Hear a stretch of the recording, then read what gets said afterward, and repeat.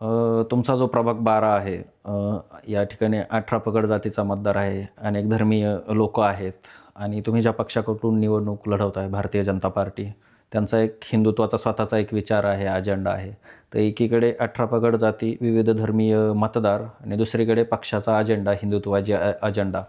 आता ही सांगड तुम्ही कशी घालणार? हे कसं मॅच करणार? मुळात हिंदुत्व म्हणजे जात धर्म वगैरे यात मी मानतच नाही. माझ्यासाठी मुळातच माणुसकी हा सर्वात मोठा धर्म आहे आणि हिंदुत्व ही एक जगण्याची पद्धत शिकवते. त्याला हिंदू, मुस्लिम म्हणा किंवा असं कुठलेही धर्मांतर ते करत नाही. सगळे धर्म सारखे असतात. फक्त त्याला नावं वेगळी आहेत.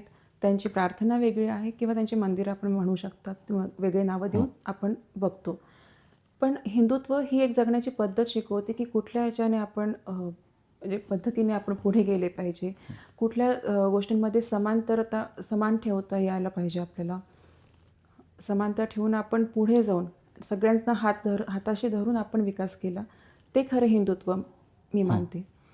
माझ्या प्रभागामध्ये वेगवेगळ्या धर्मांची लोकं असणारच आहेत आणि मला त्या सर्वांना हाताशी धरूनच पुढे जायचं आहे. कोणातही भेदभाव न करता आपण प्रमाणे एकत्रित जाऊन पुढे विकास करायचा आहे.